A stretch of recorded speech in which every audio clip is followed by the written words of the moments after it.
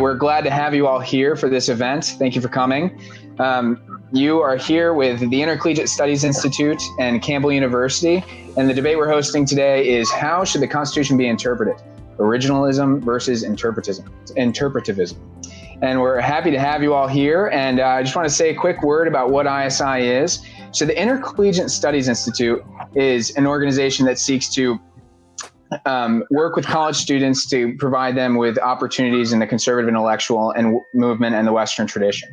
So if you find yourself feeling tired of progressive orthodoxy on campus and eager to engage in more intellectual topics, ISI has the opportunity to introduce you to the tradition of American liberty and vibrant community of students and scholars. Our members get an education and a community they don't find at other universities. And in this process, they become articulate voices for conservative principles. So if you're interested in ISI, you're interested in getting involved with more things like what you're going to see here today, talk to Dr. Alexander-Davey and he will pass you on to me. And I hope you all enjoy the debate, and I will now pass it off to Dr. Alexander-Davey to get us going. Good evening. My name is Ethan Alexander-Davey. I teach political science at Campbell University. First, I'd like to thank ISI for sponsoring our debate tonight, and James Davenport in particular for setting up this virtual platform for us. This event was organized for students of Campbell University, but I understand we have a number of other guests as well. On behalf of Campbell University, I welcome you all. I'm going to try to be as brief as possible because I want to give our speakers as much time as possible. I'll only say this about our topic. It's obvious that our federal courts, through their authority to interpret the Constitution and the laws, exercise a great deal of power in our system. Therefore, it surely matters how the courts interpret the Constitution. And that's what we're here to discuss tonight. Dr. Joseph Devaney is a professor of political science at Abraham Baldwin College. He's published articles on religious liberty and the 14th Amendment. He's also preparing 2 book manuscripts on the Bill of Rights and the 14th Amendment, respectively. Tonight, he will defend the originalist approach to constitutional interpretation. Dr. Howard Schweber is a professor of political science at the University of Wisconsin-Madison. He has published 3 monographs on various topics in constitutional law. His most recent publication is an edited volume on the legacy of Antonin Scalia. He will defend the interpretivist approach to constitutional interpretation. I could say a lot more about the credentials and accomplishments of both of our speakers, but again, I want to leave as much time to them as possible. You can check out their biographies on the ISI website. Suffice it to say that they are both eminently qualified to speak on this topic, and we are fortunate to have them with us tonight. The format of tonight's debate will be as follows. Each of our speakers will give an opening statement of about 20 minutes. Then each will have about 5 minutes for rebuttal. Finally, each will give a brief closing statement, and we will then open the floor to questions. Questions will be posted in the Q&A tab at the top right of your screen. I will select the questions and read them out. Note that Campbell students will have priority as far as questions are concerned, so if you are a Campbell student, please indicate this when you post your question. It was decided by mutual agreement that Dr. Devaney would go first. So, Dr. Devaney, the floor is yours for the next 20 minutes. Thank you. I would like to thank Dr. Alexander-Davey for the invitation to speak today and the Intercollegiate Studies Institute for sponsoring this event. I have been affiliated with ISI for over 20 years, and what I admire most about ISI is its commitment to intellectual honesty and intellectual diversity on campus. It's important for students and college professors alike to remember that these virtues are necessary for a liberal arts education. I often tell my students that although solidarity is important, it's also important to engage people with whom you disagree. Only if you subject your own views to rigorous criticism by people who are more educated than you will you reevaluate your own position and, if not change it, develop stronger arguments for your own position. And I like to think that I'm taking my own advice today by being here with Dr. Schweber. My charge today is to defend originalism as a method of constitutional interpretation. This discussion is timely as the United States Senate considers the nomination of Judge Amy Coney Barrett, a committed originalist, to the United States Supreme Court. During her Senate confirmation hearings yesterday, Judge Barrett, when asked about her judicial philosophy, said, "Originalism means that I interpret the Constitution as a law, that I interpret its text as text, and I understand it to have the meaning that it had at the time people ratified it. So that meaning doesn't change over time, and it's not up to me to update it or infuse it with my own policy views." In my presentation today, I'm going to proceed first by asking, what is originalism? Second, I'll provide a normative justification for originalism. That is, why should we be originalists? Turning to the first question, what is originalism? Originalism is the belief that fidelity to the written Constitution requires that it be interpreted according to its original public meaning. Originalism is characterized by two fundamental principles. Number one, constitutional meaning was fixed at the time the Constitution was ratified. This is called the fixation thesis. Second, the original public meaning of the constitutional text is authoritative. This is called the constraint principle. That is, political actors and judges are constrained by the original meaning of the Constitution. Originalists look to the original public meaning of the Constitution, the meaning ascribed to the text by a reasonable interpreter at the time of its adoption. The primary source for understanding the original public meaning is, of course, the text and the structure of the Constitution itself. But originalists may look to other sources to uncover original public meaning. These sources may include the records of the state ratifying conventions, the records of the Federal Convention, early state constitutions and Declaration of Rights, contemporary dictionaries, legal precedent, and public debates surrounding ratification. The meaning of the words may change over time, and the fixation thesis argues that the proper meaning of words in a legal document, such as the Constitution, is the meaning attributed to the word at the time of its adoption. Consider, for example, the guarantee clause of Article 4, Section 4 of the Constitution, which reads, "The United States shall guarantee to every state in this union a republican form of government, and shall protect each of them against invasion, and on application of the legislature or of the executive, when the legislature cannot be convened, against domestic violence."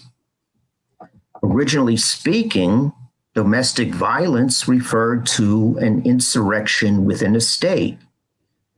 Today, the term domestic violence refers to physical and psychological abuse among people who live together. Yet no one, originalist or otherwise, would suggest that the guarantee clause should be interpreted today using the contemporary meaning of domestic violence.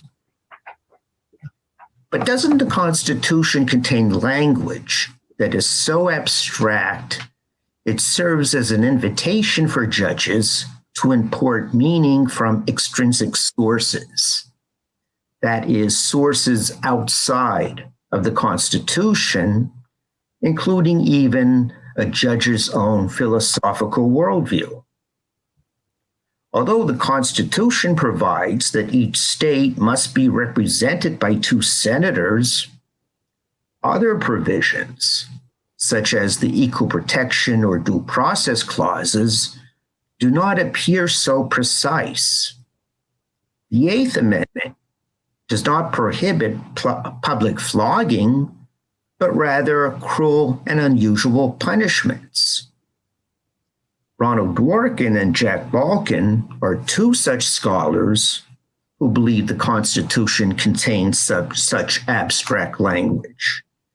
And although the time limitations prohibit me from discussing their views in detail, perhaps Dr. Schweber and I can pick up on that during the discussion. These scholars commit what Professors John McGinnis and Michael Rappaport call the abstract meaning fallacy. The fallacy occurs when the interpreter, such as a judge, infers that a constitutional provision is abstract just because the provision contains seemingly abstract language without considering other possible interpretations of the clause. McGinnis-Rappaport identified 2 alternative interpretations of language that appears to be abstract. 1, the language may, on closer examination, have a concrete meaning. Or 2, the language may be general rather than abstract. Consider, for example, the Due Process Clause of the 14th Amendment, which provides that no state shall deprive any person of life, liberty, or property without due process of law. Many scholars argue that the provision's language is abstract, or at least open-ended. In Planned Parenthood versus Casey, the Supreme Court described the rights protected by the Due Process Clause in highly abstract terms. At the heart of liberty, the court wrote, is the right to define one's own concept of existence, of meaning, of the universe, and the mystery of human life. The Due Process Clause has been interpreted, not unexpectedly, as protecting the right of married couples to use contraception, the right to abortion, and the right of same-sex couples to get married, along with numerous other unenumerated rights. Yet a close examination of the Due Process Clause reveals that it has a precise meaning with some room for disagreement at the margins. 1, the Due Process Clause prohibits the government from depriving someone of a vested legal right, such as property. And 2, the Due Process Clause require the laws to be general in their application. A legislature is adjudicating a case when it deprives someone of a vested legal right or passes a partial law applicable only to a small group or one individual. This violates separation of powers because the legislature has the power to make law, while the judiciary has the power to decide cases and controversies. But this interpretation prohibits legislatures from passing a prospective law of general applicability, such as a law limiting access to abortion. So the Due Process Clause, on close examination, using an originalist methodology, is not abstract or open-ended. Second, language can be read as being general rather than abstract. Consider the Equal Protection Clause of the 14th Amendment, which provides any state from denying any person within its jurisdiction the equal protection of the laws. Or the Commerce Clause, which gives Congress the authority to regulate commerce among the states. A narrower grant of power might read, Congress has the power to regulate the sale of goods that cross state lines by means of horse and buggy. But the language of the Commerce Clause is not that narrow. It's much more specific. It's much more general in its application. Turning to the second part of my presentation, the question is, what is the normative justification for originalism? That is, why should we be originalists? Some interpretive methods may produce outcomes consistent with our own public policy preferences.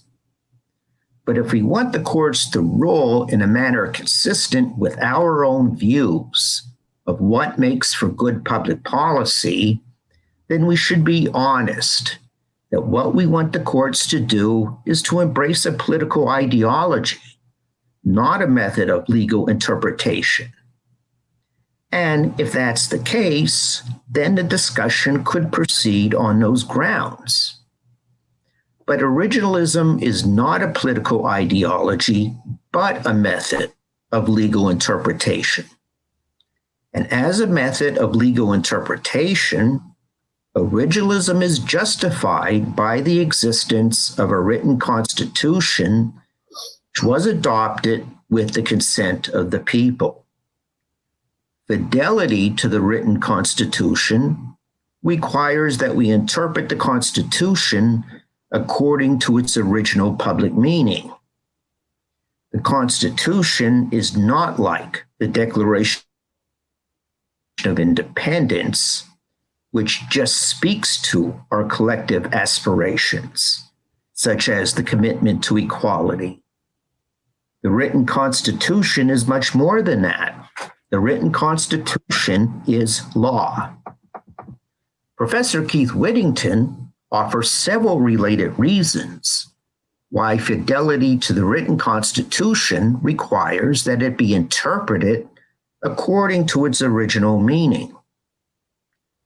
For colonial Americans, written documents, such as colonial charters and covenants, functioned as contracts. And a legal contract is to be interpreted according to the shared understanding of the parties to the contract. The United States Constitution was similarly understood as an agreement in which the people consented through the ratification process to frame a government that dispersed power among the three branches of the national government and between the national government and the states. Colonial Americans believed that written constitutions were superior to the unwritten English Constitution. The English Constitution consisted of unwritten traditions, the rights of Englishmen, which existed since time immemorial, These traditions were occasionally codified in declarations such as Magna Carta and the English Bill of Rights. The power of Parliament was, in theory, limited by these ancient customs. Yet, in practice, Parliament reigned supreme. Every act of Parliament was absorbed into the British Constitution, such that any act of Parliament was indistinguishable from the English Constitution itself. The power of Parliament was absolute. Although colonial Americans maintained that Parliament violated their rights as Englishmen, there was no written constitution to which they could appeal in the revolutionary cause. By the end of the American War of Independence, Americans came to believe that written constitutions were necessary to eliminate the ambiguity and instability in the British constitutional system. Americans' familiarity with colonial charters, which they regarded as contracts, served to reinforce this belief.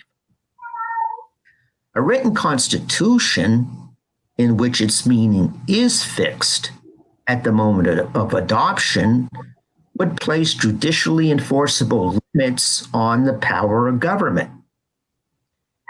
The very nature of a written constitution itself that authorizes judicial review, in which the unelected judiciary derives its authority from the consent of the people. In this way, originalism resolves the tension between an unelected judiciary and a democratic majority. When the judicial branch declares a law unconstitutional, it is not impressing its own will on a democratic majority, but recognizing the authority of the founding generation to adopt the Constitution. The judiciary is enforcing the popular will of the founding generation. One of the more common arguments against originalism is the dead hand argument. Originalism, it is to be argued, will bind current generations by the dead hand of the past. Because those who framed and ratified the Constitution are long since dead, it is not binding on current generations. We are not among those who adopted the Constitution, and many of us would, in fact, have been excluded from the ratification process at the time. The Constitution, in this view, must adapt to changing circumstances and speak to contemporary problems. Seemingly abstract phrases, such as due process of law and equal protection, absorb the values of succeeding generations. The dead hand objection, however, proves too much. The dead hand objection equally applies to constitutional provisions such as the requirement that the president be 35 years old and a natural-born citizen, that each state be represented by 2 senators, that the president be elected by the Electoral College, as it does to free speech, equal protection, and the due process clauses. Yet living constitutionalists would apply originalism to these provisions, even though they may not be fashionable, despite, as Professor Jack Balkin observes, these rules represent a far more powerful dead hand of the past than other parts of the Constitution. But even more than that, the dead hand objection is not just a challenge to originalism, but it's a challenge to the Constitution's very standing as law itself. it's worth noting that we rarely hear the dead hand objection applied to ordinary statutes. After all, those who wrote and passed the Civil Rights Act of 1964 are long since dead. Why is the Civil Rights Act binding on the current generation? We may be tempted to respond that the Civil Rights Act can be amended and improved by our elected representatives. Yet the Constitution can be improved through the amendment process set forth in Article 5. The difficult process by which the Constitution is amended, in contrast to the legislative process by which a bill becomes a law, does not answer the question as to why any law is binding on succeeding generations. Nor does it explain the source of authority for unelected judges to depart from the original meaning.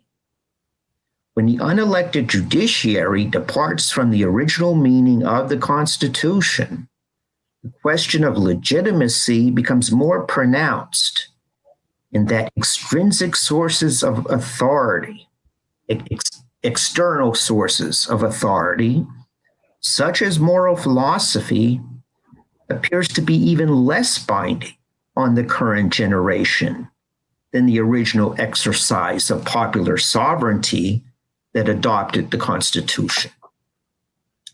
Judge Barrett herself, referring to continuing criticism of the Electoral College and equal representation in the Senate, observes, we wouldn't make either change without a constitutional amendment, because in our ongoing society, each generation treats the law as authoritative until it is lawfully changed.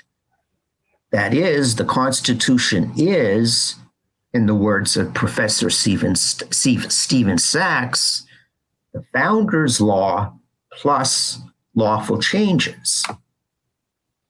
Whittington argues that legitimacy is conferred on the Constitution by means of potential sovereignty, which is activated when citizens are called on to deliberate about proposed amendments. The Constitution, Whittington writes, is a placeholder for our own future expression of popular sovereignty. In order to provide for constitutional change, we need to recognize the legitimacy of the original Constitution. If we do not recognize the founder's authority to constitute government based on the consent of the people, we undermine our own authority to do the same. Professor Randy Barnett reminds us that the Constitution is not the law that governs us. The Constitution is the law that governs those who govern us. The Constitution is the law that governs those who govern us. Every person in a position of authority under the Constitution takes an oath to follow it.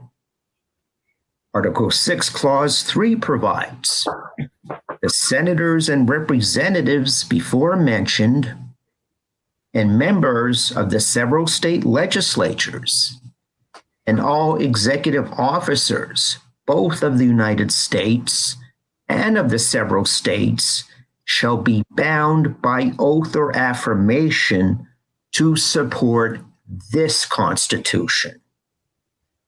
This means that everyone holding a position of authority under the Constitution consents to the law that governs them. And that law cannot be changed except through the process of constitutional amendment. Finally, I would like to address the contention that originalism will lead to unacceptably unjust results. And here I'm relying on the scholarship of Professor Lee Strang. Professor Strang makes 3 points. First, the original meaning of the Constitution is distinct from whether the original meaning is unjust.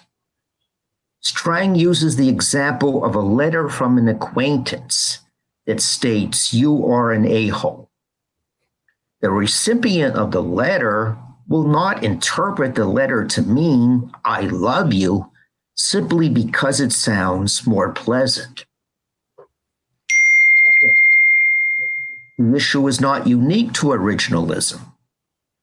All serious theories of constitutional interpretation will occasionally lead to unjust results simply because the Constitution is not a perfect document. And 3, this criticism exaggerates the unjust results that may result from an originalist interpretation of the Constitution. So with that being said, I'm not sure how much time I have left, but I'd like to turn it over to Dr. Schweber, who is now going to explain where I have gone wrong. Okay. Should I just start? Go ahead, Dr. Schweber. Thank you very much. Where you're going, I wouldn't have phrased it quite that way, but all right. Let me start with a couple of quick thought experiments. One of them is not mine, but I'm going to steal it anyway. Supposing your grandfather died and left you money in his will in a trust. The condition of the trust is you can get this money as long as you eat healthy food. Your grandfather knew exactly what he meant by healthy food. Lots of beef and cream and potatoes, and being from Wisconsin as I am, beer. You have a very different notion of what is healthy food. Which definition of healthy should a court apply in determining whether you're entitled to the money under the trust? And the point of the illustration, of course, is that some concepts are more malleable than others, and some require more interpretation than others. But put that aside for a second. Second question, is the Constitution consistent with a totalitarian state? Is the Constitution consistent with a state government telling you when you can eat your meals, what clothes you can wear, when you can drink alcohol, and when and with whom you can have sex? Or the federal government categorizing people by races and giving different racial groups different access to public resources? Both of those outcomes are entirely consistent, in fact, required by an originalist reading of the distribution of powers in the constitutional text. Yet I'm going to take it as given that all of us understand that, well, however we read the Constitution, the outcome should be that one of the things it prohibits is a totalitarian state. If you're curious, what the federal government has to do with the fact that there's no equal protection clause outside the 14th Amendment, and the 14th Amendment only applies to the states. And the point about the states has to do with the fact that, the restrictions on what you can wear, what music you can listen to, when you can drink alcohol or have sex, are all part of that same right to privacy that has also been taken to encompass abortion and other things. Now, one can certainly have great debates about how far the limits on government's ability to intrude in the private sphere should go. But keep in mind that the kind of originalism that we've just been presented with would preclude finding any such limitation on government action at all. It would literally mean that the Constitution is consistent with totalitarian rule, which I presume should be disturbing. But those are just provocations. Let me be much more specific about reasons I don't find originalism a persuasive approach. And the first one is it's based on a myth. It's based on a lie, essentially, which any historian knows, but every lawyer tries desperately to ignore, which is, of course, there was no consensus in 1791 on any important question any more than there is consensus today. You can find in historical record support for all kinds of different views, and they were hotly debated and compromised. There was no fixed public meaning. There were lots and lots of competing meanings. And I'll give you just one example. Suppose you want to ask about the meaning of sovereignty. Well, James Wilson said states have no sovereignty. There's simply no such thing. James Madison switched his position. At one point, he said states have no sovereignty, and later he said that they do.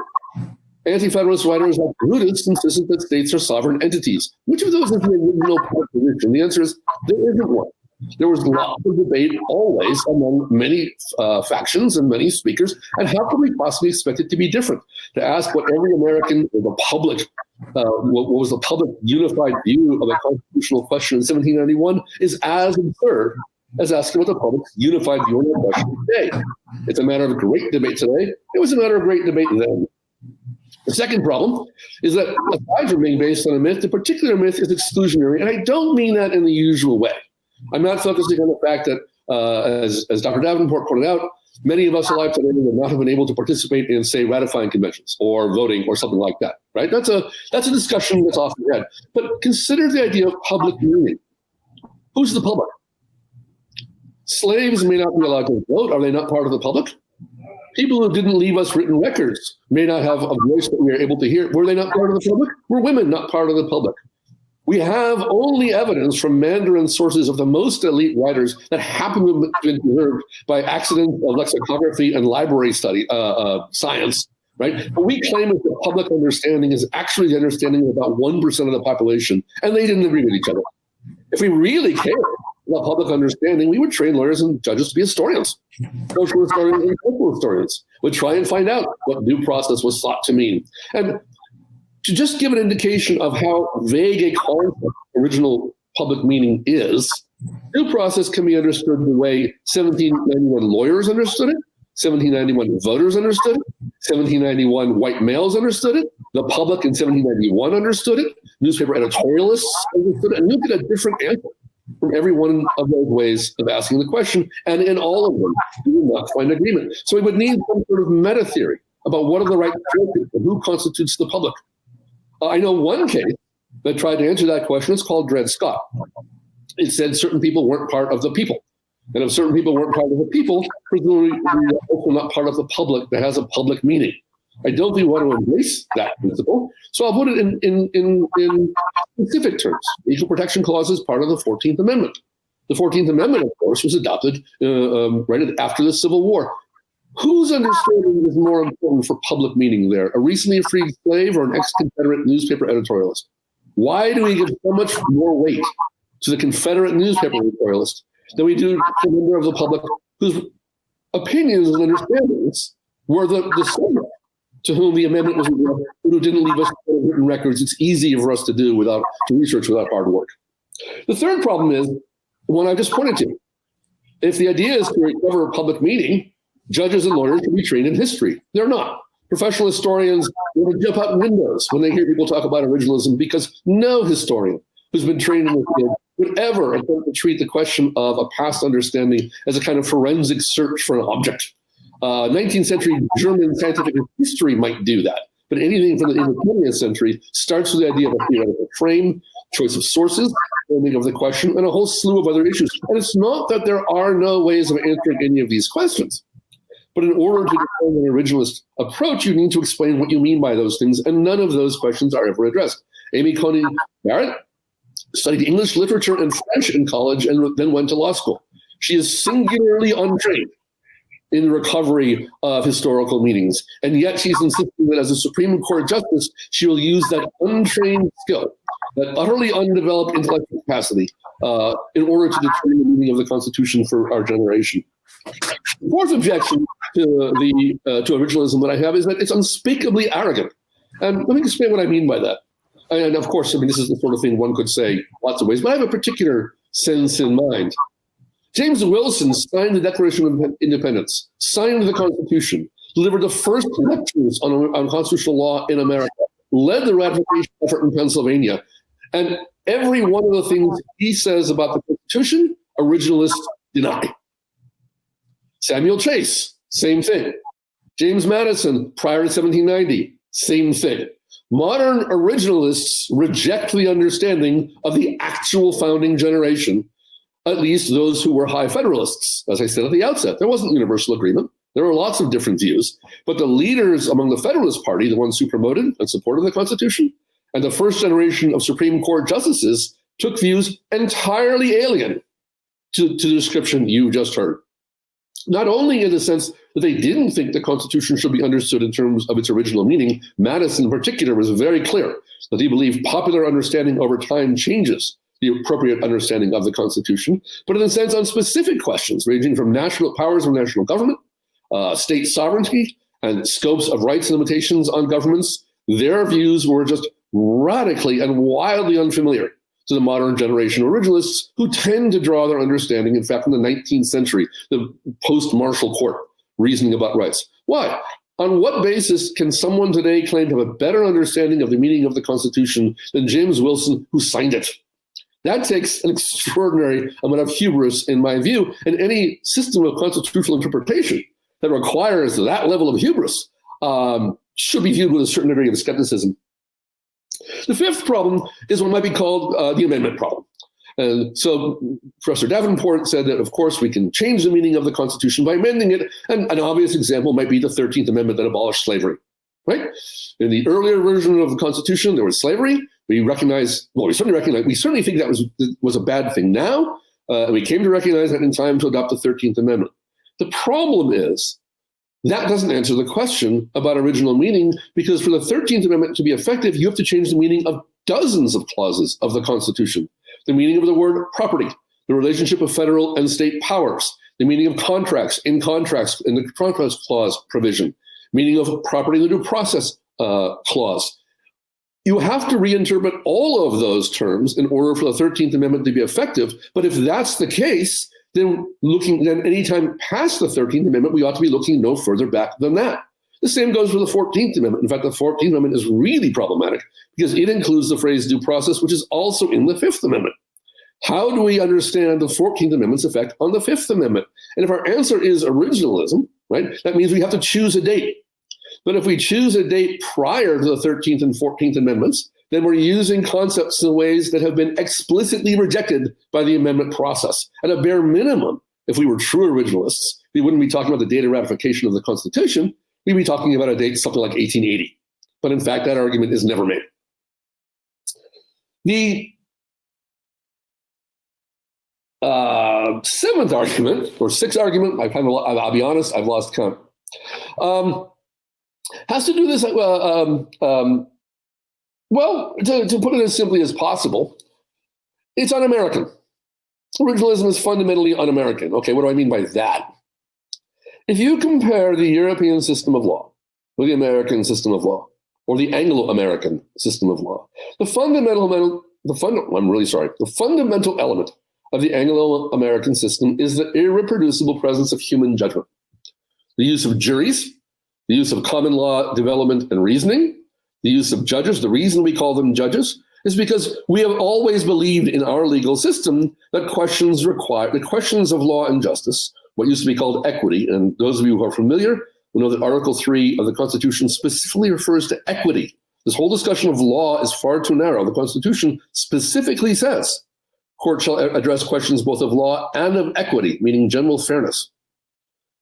The system of law and equity in the Anglo-American system of law requires the exercise of human judgment, not reduction to a formula. The idea of originalism arose in part because legal scholars wanted to have the kind of formulaic artificial precision we see in economics. At least that's my view of the intellectual history. That it doesn't matter whether one accepts that story or not, but certainly it partakes of that formulaic illusion of precision. If I can make it an ism with a formula and I can check the boxes, that must mean I'm engaging in scientific reasoning. But of course, as often happens, that just buries all the considerations that are going on underneath. Let's make no mistake, originalism did not arise out of judicial practice over time in some sort of historical process. Originalism is the Frankenstein's monster of constitutional interpretation. It was built in a lab to scare the villagers. Specifically in 1980, three guys got together and created, the word was coined in 1980, and it was a theory designed specifically to undo a series of judicial precedents, of which Mies and Bork and Scalia disapproved. And when Mies listed those precedents in his office Department of Justice memoranda to attorneys, indicating which specific precedents they should try to overturn, one can agree or disagree with that those are good or bad precedents. That's not the point. But if this was such a profoundly sensible way of reasoning. Why had no one thought of it before 1980? In fact, before 1980, I can only name one case in which a majority of the Supreme Court took the position that we are bound by historical understanding. Now, let's be clear. The difference between originalism and merely looking to history is that originalism claims that we are bound by historical understandings as opposed to merely informed by them. Everybody agrees that history is one of the places you look to find understanding. The question is, and this is what Professor Davenport presented as the sort of dead hand of the past argument, are we bound? Well, that's the negative description of it. Are we bound by that prior understanding? Well, the only case I know where a majority of the court took that position was Dred Scott, in which Tawney said it doesn't matter what we think now.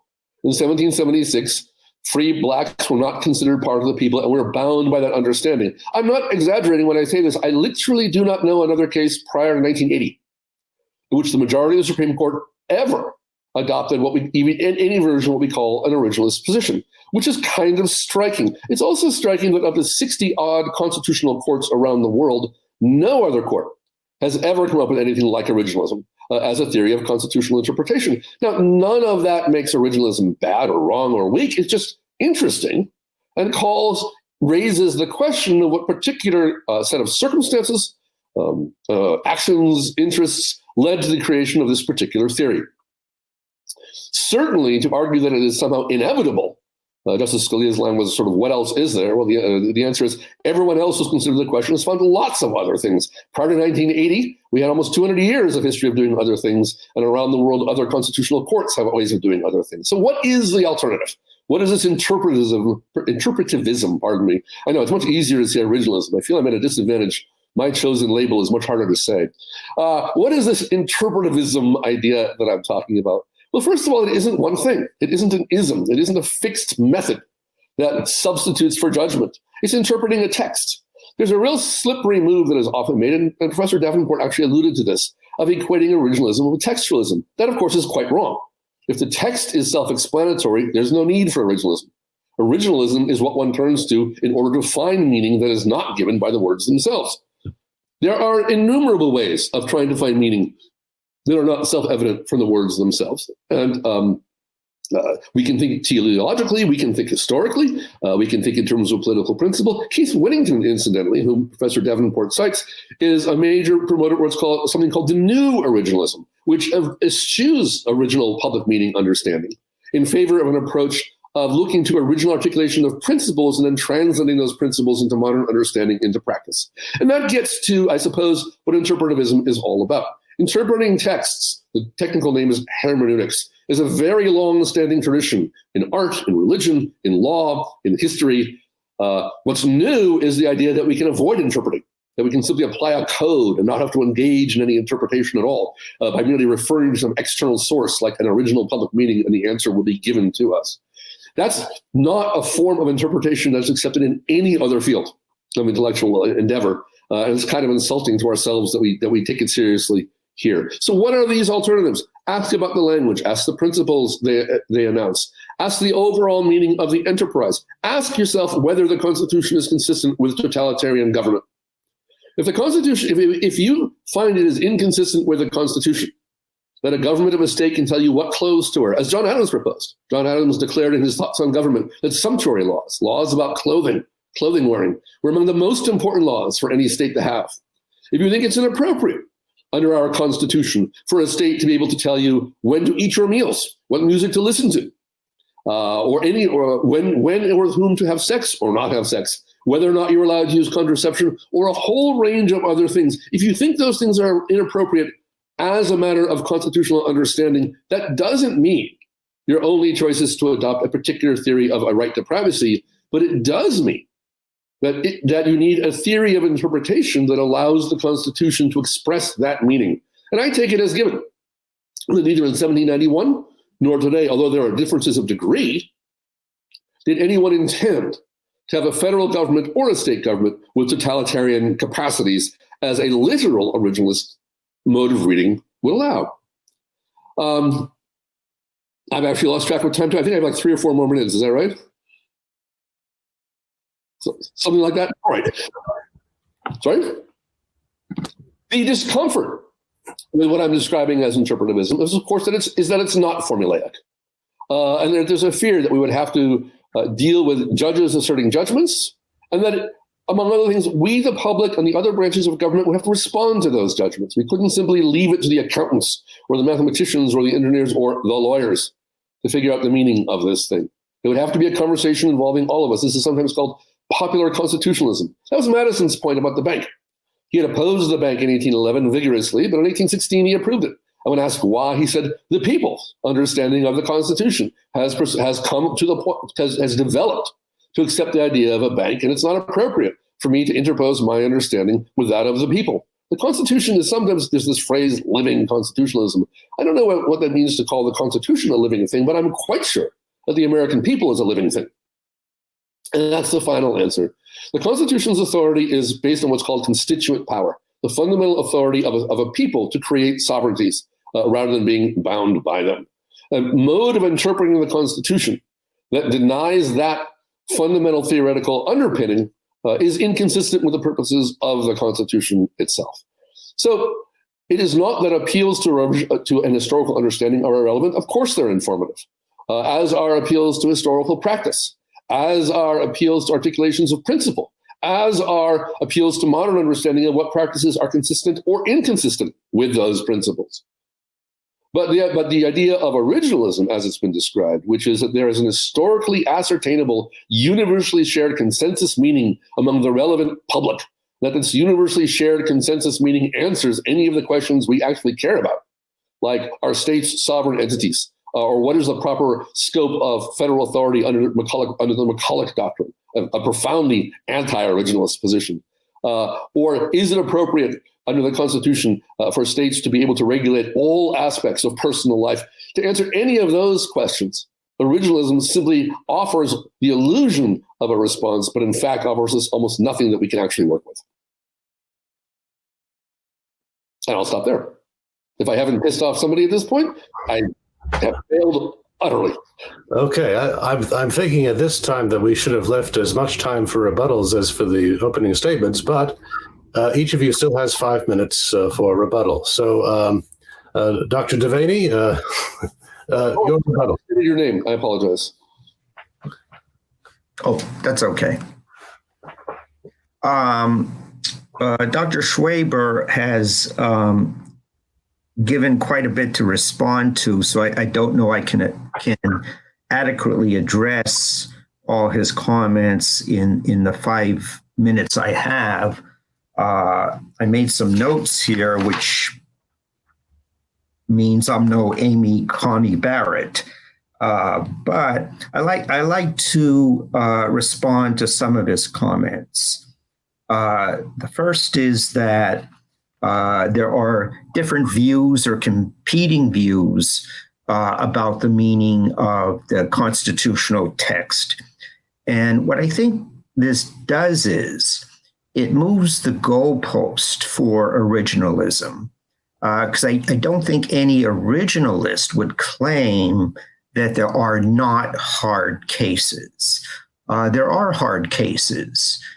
And the second point that Dr. Schweber made is, who is the public?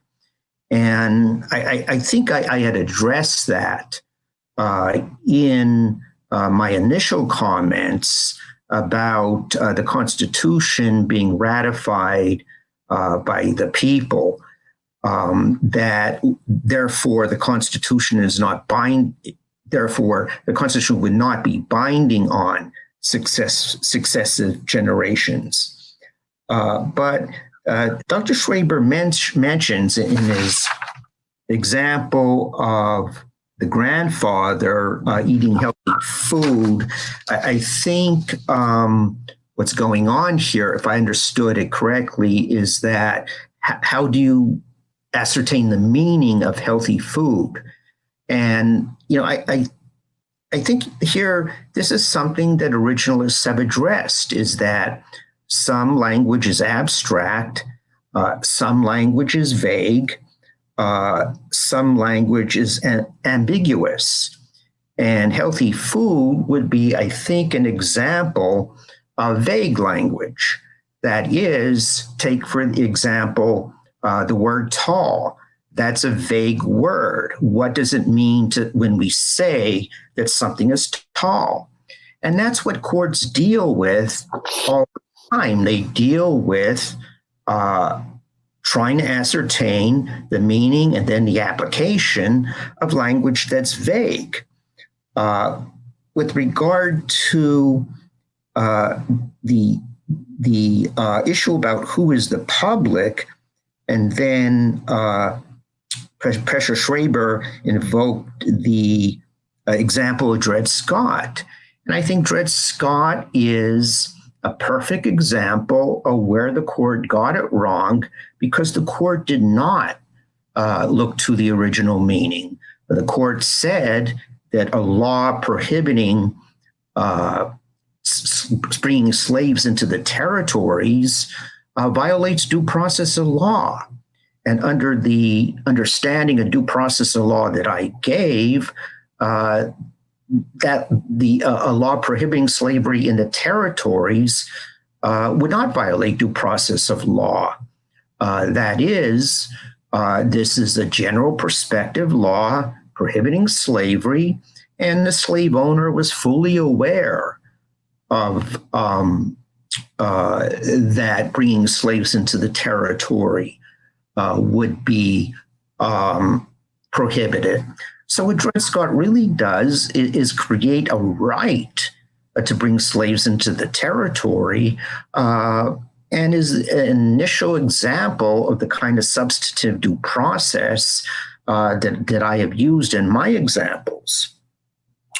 Dr. Schweber mentions that judges are not trained in history. But I think the important point here is that they're not doing intellectual history. What judges are doing is legal interpretation, and judges interpret legal texts all the time. Again, I think Dr. Schweber uses it in his more provocative comments, is sort of a parade of horribles that if you follow originalism, then the government could prohibit contraception, and the government could prohibit abortion, and the government could do a large number of things we might feel are unjust or wrong. And I think, one, that again is moving the goalpost because it's not an issue that is unique to originalism, that many theories of constitutional interpretation, and it doesn't mean we are interpreting the Constitution, many theories other than originalism are going to have cases that lead to unjust results. And that's because the Constitution is not perfect, and those who ratified the Constitution is not perfect. And so to say that, well, we have to have a different theory of interpretation because we like people to be able to have a right to use contraceptives or have access to abortion or same-sex couples to get married, well, then that appears to be more outcome-oriented and more akin to a political ideology than a theory of legal interpretation. And that's fine, but I think we would have to have the discussion on those terms. Second, I don't think originalism, Ethan, you could cut me off when I'm at my 5 minutes, is that, as Lee Strang pointed, a large number of unjust results, the number of unjust results is exaggerated under originalism. Originalism is consistent, for example, with Brown versus Board of Education. We can refer to the general language of the clause and some of the work done on the ground by, for example, Michael McConnell, who, looking at original meaning, more closely original intent, has made a very persuasive argument that Brown is consistent with original meaning. Ethan, did I use up my 5 minutes? I think if you have one more point, why don't you make that, and then I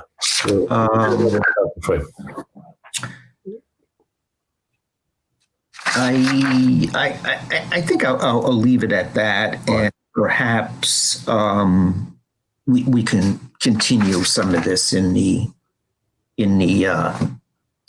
back and forth and in the question and answer period. Sure, and I think I'll have a follow-up for you on Brown Report of Education, but let's give Dr. Schweber a chance for his rebuttal. Sure. In no particular order. Brown might be defensible on originalist grounds. I think it's debatable.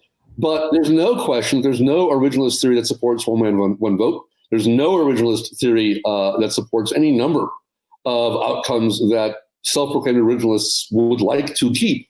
And if you take originalism seriously, right, that means you can't sort of have it part way.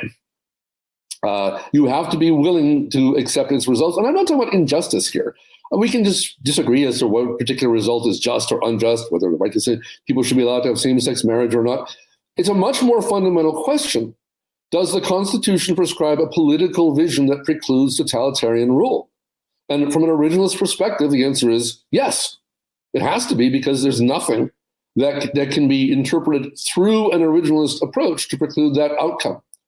And that seems to me fundamentally inconsistent with all of our most basic understandings of what the Constitution is about. Second, sort of again, you can't have it both ways. You can't say judges who are originalists are engaged in legal interpretation and then say their job is to discover the original public meaning. The original public meaning wasn't a legal interpretation. It's a question of intellectual history. Either you're trying to do history, or you're trying to do law, or you're trying to combine them somehow, but they're not coextensional. The question of what was the public meaning is a question for historians. And notice the question is not what was the legal meaning, but the public meaning. So it's really very much the opposite of legal analysis, and trying to conflate those two is simply, being slippery. I want to read you a line from Dredd, because Dredd wasn't just about slavery in the territories; it was about jurisdiction and free blacks, as in fact Dr. Devaney knows very well. And I'm sure he knows what I'm referring to when Tawney used originalism to explain why free blacks could not be citizens of the United States. And I'll quote, "It is not the province of the court to decide upon the justice or injustice, the policy or impolicy of these laws. The decision of that question belongs to political or lawmaking power to those who formed the sovereignty and framed the Constitution. The duty of the court is to interpret the instrument they have framed with the best lights we can, and to administer as we find it according to its true intent and meaning when it was adopted." That is the first statement of originalism in American constitutional law, and the last one until 1980. And trying to disavow that connection is kind of painful to watch, because if you really mean that we should think about constitutional concepts as we did in 1791, then there is no question that numerous, as I said this before, numerous clauses and provisions of the Constitution were influenced by and understood in terms of encouraging and allowing slavery. And if you want to strip out the elements of slavery, you have to reconceive those concepts. But none of these get to my real objection, which is this is a chimera. There is no such certainty.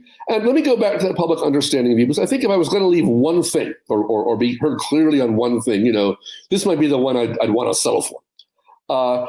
There's no current agreement about contested concepts. The philosopher of science Galli calls these essentially contested concepts, nor was there in 1787 or 1791. One of the nice things about James Madison is if you don't like his view at one point, wait 5 years. He changes it. There was no consistency across time.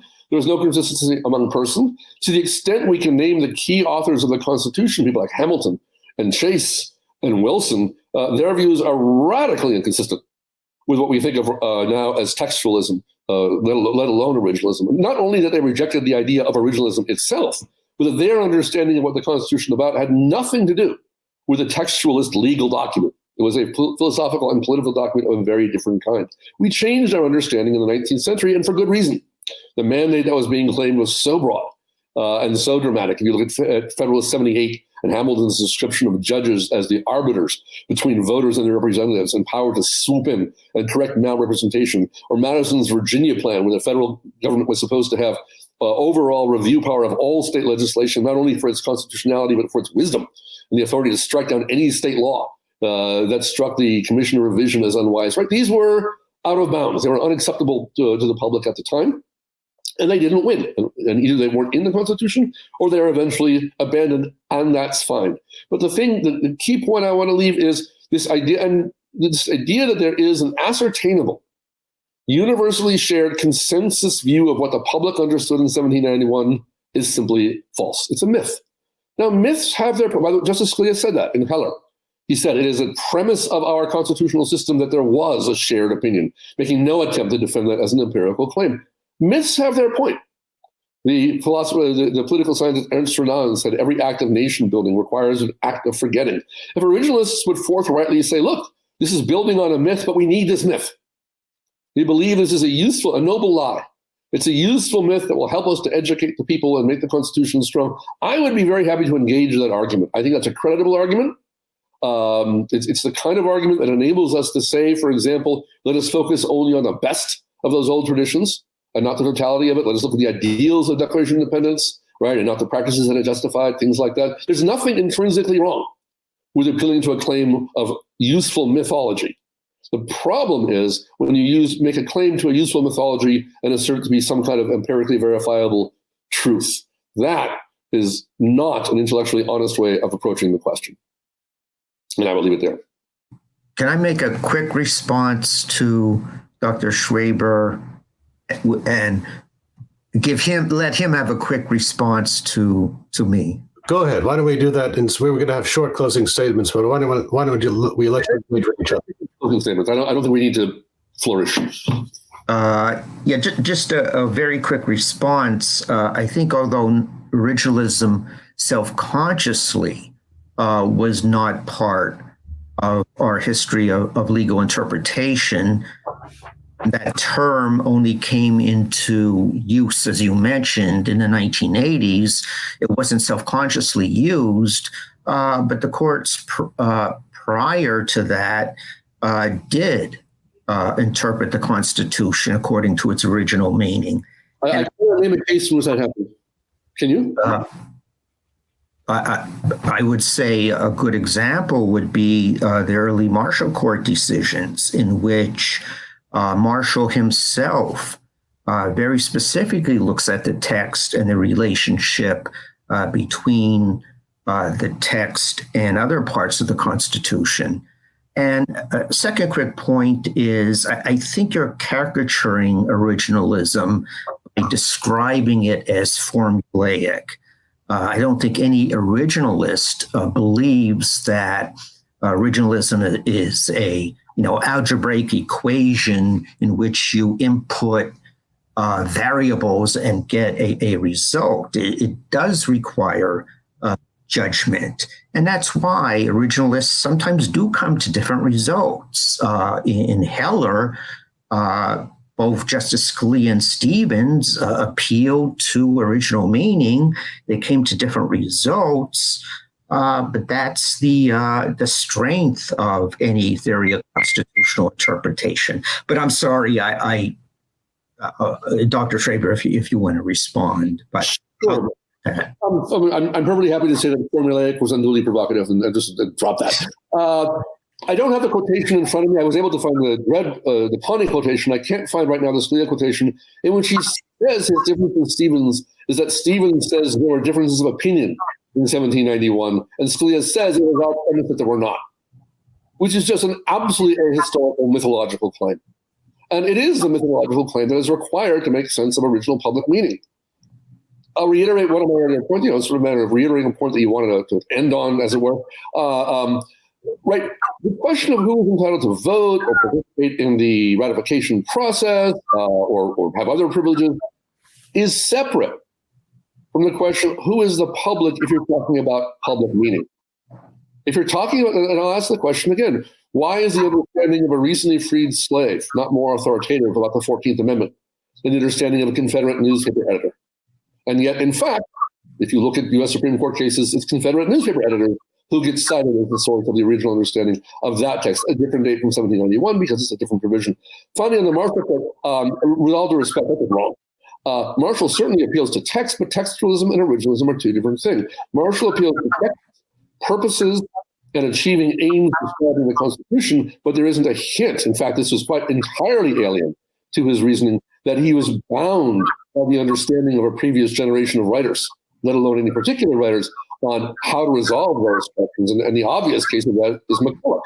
And his famous statement, "We must never forget, is the Constitution that we are interpreting here." And if you look at Spencer Roan's critique of McCulloch, that was it. He came back and said, why are you making a new understanding?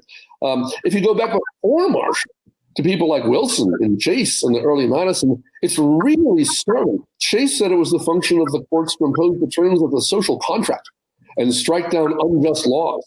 Wilson said it was the function of the Supreme Court to deny the claims of states to have any sovereignty that can be asserted against the federal government. These are positions no modern originalist will accept, yet they were not only present at the time, they were Supreme Court justices at the time. And as I mentioned, each one of the people I've just named was a corporate in the Constitution. So my real point here is not that originalism is bad or leads to bad results. It's just that it's fundamentally dishonest.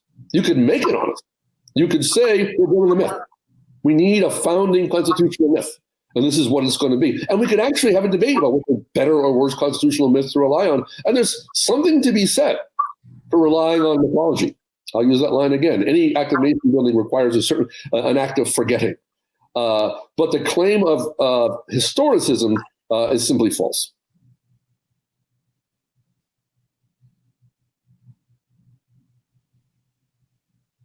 I have a response, but I guess we need to go back and forth forever. All right. Should we open it up to questions then? Are there some in the queue? There are a couple of questions in the queue. Yeah. I would say do that, I think. Okay. All right. Okay. So we have a question. I'll just read it out. Can it be argued that originalism is regularly followed, but because of how much society has changed, interpretivism is needed in order for the government to maintain a proper power? I believe the Constitution is interpreted more in the interpretivist view during times of war or national upheaval. So how much is the Constitution followed in its basic terms versus being interpreted in the modern day? Do you want to go first or I'll go first? I don't care. So I think this raises the problem of pluralism, that courts typically use a large number of different theories of interpretation, and we cannot say that the courts use original meaning or interpretivism. There's a lot of tools in the interpretive toolbox that courts use. And I think the problem is for the originalist is when you're writing an originalist opinion, that you also are relying on precedent. And the precedent may not have originalist reasoning in it. And so this raises the problem for the originalist, because the originalist, which is bound by precedent and stare decisis, and the originalism and stare decisis is a very contentious issue. But the originalist is in a position where they might look at precedent, and precedent is going to be guiding, and originalism in some cases is only going to be applied purely when it's a case of first impression. But a large number of these areas that we discussed, there's layers and layers of precedent that are not originalist. I'm not sure if that answers the question or not. Let me toss in a comment, which is the question was about empirical patterns of utilization of interpretive approaches. And the answer is no justice or judge uses one thing all the time. No one is an originalist if that means always applying originalism. I agree. These are concepts that we were arguing about theoretically. In practice, they're deployed rhetorically more than anything else. I know a guy named Mark Graber, whom I think Dr. Devaney will know of, did a study of Justice Thomas's use of historical sources. Justice Thomas is usually considered the most originalist, or the closest to a strict originalist justice on the court. Graeber found it was very simple. When historical sources supported Thomas's position, he cited them. When the historical sources were mixed, he cherry-picked them. And when they didn't support them, he abandoned them. And that's not so much a criticism, it's just an observation that the claims of originalism as constraining are misleading, because it's an interpretive tool in the toolbox. Whether it's a good tool, as he says, or a bad tool, as I've said, there's no theory, no empirical research or study that's ever suggested that any particular justice felt them bound to originalism, in a way that they didn't use other things when it suited them. And I don't think the wartime, non-wartime thing works very well. I think it's much more complicated than that. Let me throw out a quick question, which we don't have time to discuss, but students, think about this one. Provisions of the Constitution create powers. Other provisions of the Constitution create rights that limit powers. Should we interpret those the same way? In the 1790s, there was a very prevalent argument that said rights provisions should be read broadly and powers provisions should be read narrowly. The grant of power to Congress to fund an army for no more than 2 years at a time really meant you had to stop and reorganize the army every 2 years. By this reading, of course, you couldn't have an Air Force or an intelligence service. But that was a theory at the time. It was very, very popular. I want to throw out the theoretical questions of, do we necessarily assume that different kinds of constitutional clauses should be read the same way? And that's just one of numerous questions. The fundamental question is the one Dr. Devaney made. This is an interpretive tool in the toolbox. We're arguing about its merits, but empirically, the people who actually work in this area use all the tools, and they use them as they find they're suited to the task before them. I agree with that. Even non-originalists will use originalism as a data point, a piece of information among other information and theories of interpretation. In the case of an originalist, when the meaning is determinative, then that is binding. However, I would agree that nobody on the court is a pure originalist. They are all working in this larger context. It's an empirical matter. Which is different from the theoretical debate we were having about whether. I really like this metaphor. We're arguing if it's a good tool or not about how often is it used, which is an interesting but different question. But just keep in mind to students, the difference between historicism and originalism is originalists claim we're bound to an historical understanding. Lots of non-originalists look to history for information. They just deny that we're bound by what they find. And that's the big distinction. I don't know of any theorist or justice outside of really fringe stuff who says that history is not relevant. Historical understandings and historical practices are not immediately relevant to interpreting the Constitution. I think you have to get really far out there before you hit that. Let's take another question.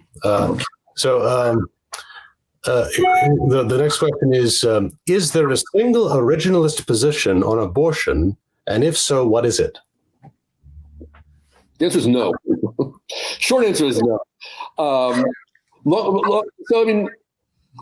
What does the question mean? I'm not being snarky. I'm really not. Is the question, is there an ascertainable originalist position on whether there are areas where the state government should not be allowed to regulate, a general right to privacy or a limit on the possibility of a totalitarian state? Right? So is it that very broad question? Is it the more specific question, separate from that understanding? Is there an originalist position on whether at one time there was a specific legal understanding of rights concerning choices about abortion? Or the third position, the one that actually gets argued in courts following Roe, if there is some understanding of a limit, places the state may not go, what we call the right to privacy, right? The non-totalitarianism principle doesn't include or not include a right to get an abortion. The short answer is in common law, abortion was permitted prior to quickening. That is, before you could feel the fetus moving. Different states in the early period had different laws. There's no record of any discussion in the Constitutional Convention, in any kind of federal court case, in anything in Congress for generations upon generations of the question from the 1770s until you get well into the 20th century. So the short answer is, Dr. Devaney, please correct me if you can point to something. I'm not aware of any sources to which an originalist could refer in order to try to find an originalist answer to that question, again, depending on how it's framed. I think the general answer to the question is there are a number of issues on which originalists will disagree. There are originalist arguments for the decision in Obergefell versus Hodges, or maybe more accurately, textual arguments based on the Equal Protection Clause. So there are cases where originalists will disagree, and I don't think that is a weakness of the theory because disagreement in hard cases is something common to every area of legal interpretation. I don't think there's any theory of legal interpretation in which there are not hard cases in which people will disagree. My view is that based on what I already said about the Due Process Clause of the 14th Amendment, is that it's not abstract. It is very specific.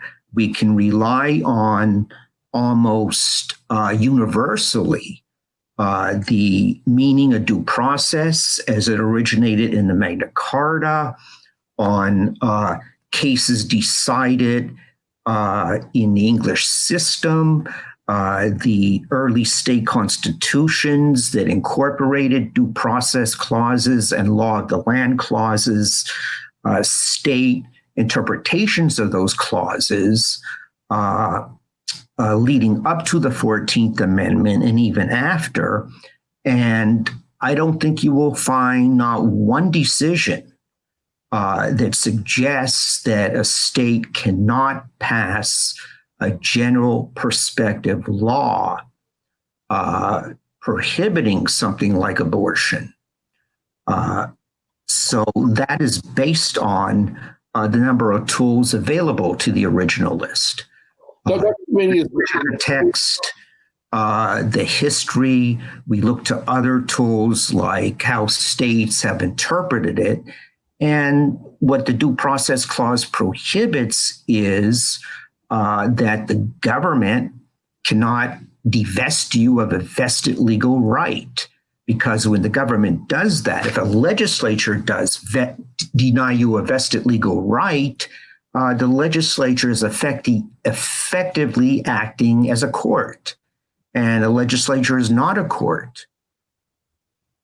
Oh, I think you had. Dr. Devaney respectfully is dodging the question. It is quite true that the right to abortion has been discussed in the 20th century jurisprudence under the Due Process Clause.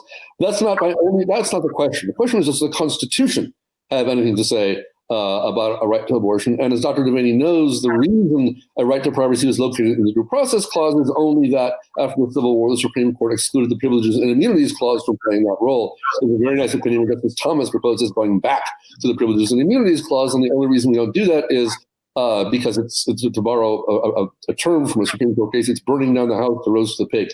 So everyone understands that there's something intellectually artificial about the reliance on the Due Process Clause. The question is, does a proper understanding of the Constitution permit a totalitarian state? And abortion is only one issue, right?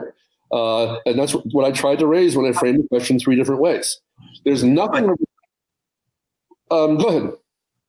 Right. No, I'm using the example of the Due Process Clause because that is what the court relied on. But again, when we look at applied originalism, and when we look at the Privileges and Immunities Clause, or we look at other provisions of the Constitution, the work has been done. Kurt Lash has done tremendous work on the Ninth Amendment and the Privileges or Immunities Clause.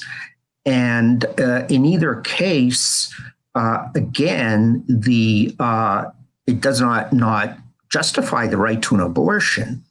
The problem is you keep using the term totalitarian, but that to me seems to invoke sort of an emotional response. I give specific examples. Can the state dictate what clothing you wear, what food you eat, when you drink alcohol, and when you can have sex?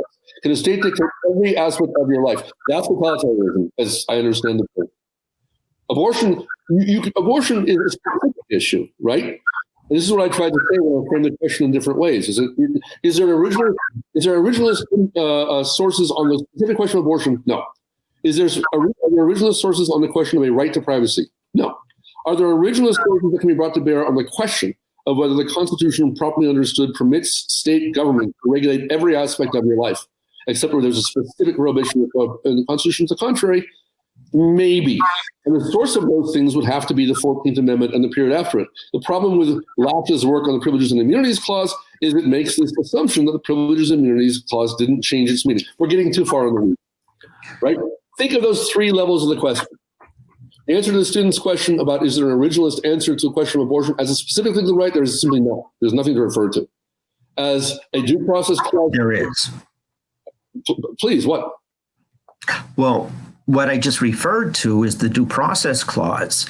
And the due process clause simply does not support a meaning that imports the right to an abortion. And I like to shift the argument is that why is there a right to an abortion in the Constitution? It is simply what is the normative argument for there being a constitutional right to an abortion.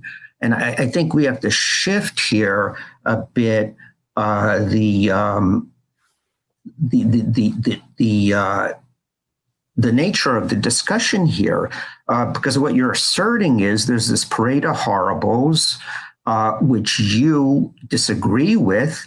I think a large number of Americans would not disagree that prohibiting abortion is totalitarian. The food you eat. And the parade of horribles is not something that is unique to originalism. And second, originalism recognizes the right to free speech, the right to be in public trial, the right to be free from cruel and unusual punishment, the right to equal protection of the law. And I would hardly consider those to be examples of a totalitarian government. That's simply false, at least with respect to free speech. It's not until 1969 that the Warren Court finds a strong right to free speech. In 1971, Robert Bork writes an essay saying that from an originalist perspective, the right of free speech should be construed extremely narrowly. When Reagan runs for president in 1980, one of the things he promises to do is to appoint originalist judges who will clamp down on free speech rights for pornographers and other publishers of untoward things. But we're going in weird, contradictory directions here, right? The question was, is there an originalist answer to the question? The debates about the due process clause in the 1970s can't be the source of an originalist reading. The whole point of originalism is that we reach back to some historical point. But it is not the source. You can say there's no historical or original source for finding a right to abortion, but there's also no historical or originalist source for not finding such a right. The question simply wasn't discussed either in a specific way or even in a more general way, the idea of a right to privacy. You could make an originalist argument about the scope of state authority generally, which are where I keep trying to pull the conversation, but you keep insisting we must only talk about abortion and not recognize that the limits on the state's authority extend to other things beyond that. Certainly, though, free speech is one of the clear cases of one of the most unoriginalist rights in the broad sense that we understand it today. I'm not sure. Again, we're concerned about getting into the weeds, is that that if we're looking to the constitutional text and we look to a provision such as the due process clause, this is an example where the text itself, the wording of the clauses, and the enormous history from Magna Carta all the way up through the 14th Amendment precludes, or I should say, allows the legislature to pass a general perspective law prohibiting an abortion. So the fact that abortion is not mentioned either way seems to be irrelevant. The issue is, does the clause or any other clause of the Constitution place a limit on the legislature from passing a general perspective law limiting certain rights? And I think the answer is the government can pass general perspective laws. We could spend an entire debate on the abortion question alone, but let's take one more question. And it popped up on the screen and then it disappeared, but I think I can remember the gist of it.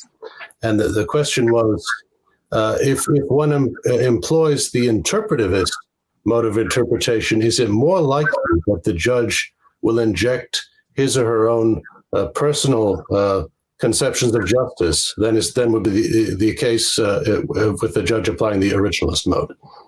My answer is no. On the contrary. So one of the things you learn, lots of ways, study of law, any academic study, right, is that an awful lot of the time... Hold on 1 second. Dr. Devaney, could you mute your microphone while Dr. Schweber is talking? There's some feedback there.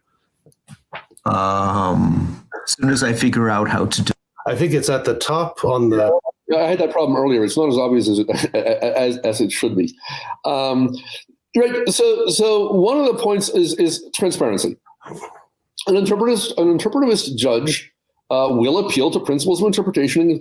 The debate we just had nothing to do with originalism. It had to do with clause-bound interpretivism. That is, should we look to the due process clause or a set of clauses or the whole text? It's a whole different debate, which is one reason I didn't want to be dragged into it too much, because it's kind of separate.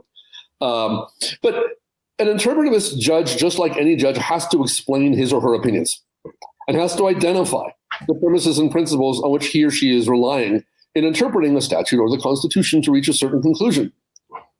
We might find those explanations more or less persuasive, but the requirement to provide explanation is universal.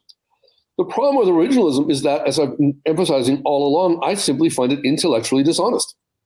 It appeals to a mythical creature that never existed, that is infinitely malleable and can be used to achieve almost any purpose you want. I don't know any decent legal historian who can't make an argument from the sources for almost any position. And what it does, it disguises the question, not the question of policy preferences, but the question of constitutional political preferences. And let me say a word about that distinction. I'll be very, very quick. We use terms like conservative and liberal to describe justices, and we shouldn't. And the reason we shouldn't is because a judicial conservative is different from a political conservative or a policy conservative. And a judicial liberal is different from a policy liberal. There's some, I'm not saying there's no overlap at all. There are certain intellectual tendencies. Liberals tend to emphasize individual rights and attempt to equalize inequalities of power. Conservatives tend to be prone toward economic concerns. But they're very, very different conceptions. And what we're talking about here is constitutional politics. And justices should have to articulate the principles, the interpretive principles, the principles of construction, and the principles of constitutional application that they are relying on. And justices did for generations upon generations until they discovered this extraordinary cover, the same one that Tani used. Hey, it's not up to us. We're bound by the founders. That's what they said, and we're stuck with it. And that somehow precludes any discussion, either among the justices or among the public, which is the part that disturbs me the most, about what is the right way and the best way for us to think about the Constitution. So my answer is, in fact, that first, the injection of policy preferences usually is not the issue. I'm sure we can come up with instances where they happen, but that's really not the kind of politics that we're talking about when we talk about judicial philosophies or constitutional politics. And secondly, that interpretivism, in fact, provides much greater transparency and greater engagement with the question of those commitments, whereas an appeal to originalism really disguises their operation. That would be my answer, and I suspect Professor Devaney has a different response. Let me mute my microphone if I can. Did that work? That did not work. There. Go ahead. I have a couple responses that, I think there might be some agreement in that I don't think it's helpful to refer to justices as conservative or liberal because people typically identify that with public policy preferences. I like to think that the justices have different theories of interpretation, different approaches in what they use, but that doesn't mean they're politically liberal or conservative in their public policy preferences. And I don't think judges are self-consciously are looking to impose public policy preferences. I think they are acting in good faith when they make a decision, regardless of whether it is Justice Kagan or Justice Roberts or Kavanaugh. The second is Dr. Schweber said we're talking about clause-bound interpretivism. But then again, I think he is doing what he did when he described originalism as formulaic. We're not talking about clause-bound interpretivism. Well, what originalism here is, the text and the structure of the Constitution are the starting point. It's the primary source for understanding the meaning. But then we look to other sources such as the state ratifying conventions, legal dictionaries, public debates about the meaning of the Constitution and its particular provisions. So I think what we're exactly is not doing is clause-bound interpretivism. And third, I think, and this may just be a function of the debate here, or it may have been lost as we're discussing here, is that I don't think Dr. Schweber really addressed the normative claim for originalism. I understand he addressed the issue of public meaning and who is the public, but I don't think he really addressed the normative justification given. And I think other alternative theories of interpretation, like interpretivism, and this is a little bit outside the scope of our discussion here, that needs a normative justification. And I think the normative justification cannot simply be that it will lead to a parade of horribles. Okay, I think if you'd like a quick response, Dr. Schweber, and then I'm not trying to suggest that any originalist has to be committed to all these bad outcomes. We were talking about, is this a good tool? Again, I like that metaphor, right? And I'm saying it's a bad tool that would require accepting disastrous outcomes, and we should therefore, that's one reason to think about looking for another one. On the clause-bound interpretivism thing, I was only talking about the debate about abortion and the insistence of focusing on the due process clause, which I didn't have anything to do with originalism. I think it had to do, or the original meaning of the process, but nothing to do with the broader meaning of the Constitution. But that is, I think, too much a digression to be worth diving into. All right. So at this point, our audience has been with us for over an hour and a half. We've had a very interesting and very varied debate on a variety of questions related to the general topic. So I'd like to thank our speakers at this point for offering their wisdom to us tonight, and hope that we can do something like this again sometime. And again, thank you to ISI and James Davenport for allowing us to engage with each other in this way. Thank you very much for having me. Thank you, Ethan. Thank you, Dr. Schweber. Oh, same to you, sir.